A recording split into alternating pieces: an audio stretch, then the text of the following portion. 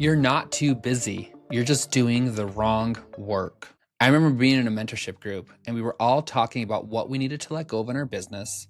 And I said, yeah, I still do my own bookkeeping, but it's no big deal. It only takes me a couple minutes a week. And one of the members just looked at me and said, why are you still doing that, John? And honestly, I didn't really have a good answer. It was one of those things I kept doing because it was easy and I knew how to do it. And I didn't mind doing it. And honestly, I didn't feel like it was worth handing off. I had this weird pride around being able to do it all myself. But the more we talked, the more I realized I was holding on to a bunch of these easy tasks, and all of them together were eating up my entire week. It wasn't about the bookkeeping, it was about the mindset. I felt guilty letting go of stuff, like I didn't deserve help unless I was drowning. But see, what I finally saw was this: me doing that work was costing my business way more than it was helping. And I felt the same thing when it came to hiring an assistant.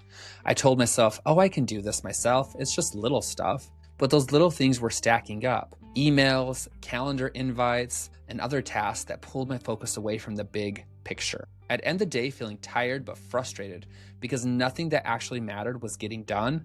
And yet I was constantly busy, constantly doing something. It just wasn't the right somethings. Hiring an executive assistant wasn't about luxury, and it wasn't about ego. It was about getting my time and my brain back so I could do the work that actually moves my business forward. See, my assistant has freed up so much of my time to focus on the bigger picture, and it has literally changed everything. And it's not just business tasks either. They handle my dentist visits, they call for home repairs, they schedule vehicle maintenance, all of the little things in my personal life that used to pile up. And it has taken such a huge weight off my shoulders, and it's lowered my stress in such a big way. And here's the thing: if you feel like you're constantly working but not seeing growth, this is probably why. You're doing everything because you can, but that doesn't mean you should. You're holding on to tasks because they're easy or quick, but they're stealing your energy. And the guilt that comes with delegating only makes it worse.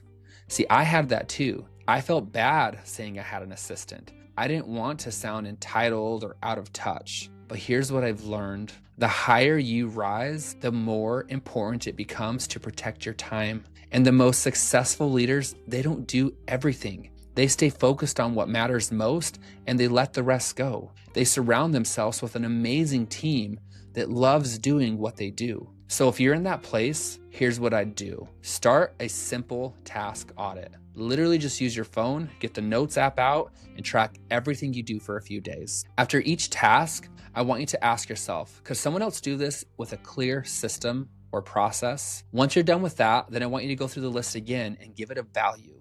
Sorting junk email, $10 an hour task. Planning your next growth move, that's $500 an hour task. Then, once you've assigned a value to each of those tasks, I want you to add up the total and see how much it's actually costing you by not letting those small things go. You'll see how fast those small things actually add up. I was very shocked when I did this. Then your next step is find someone who loves sorting emails or scheduling appointments or pulling reports, and delegate all of those tasks that are keeping you from growing your business to them. Let them be responsible for those tasks. See, the thing is, you don't win by doing more. You win by doing more of the right things. And here's the secret: you don't need to be the hero doing it all. You need to be the leader building what matters. And sometimes that starts by letting go. Thanks for watching. Make sure to like and subscribe and follow for more real talk on building a business that doesn't depend on you.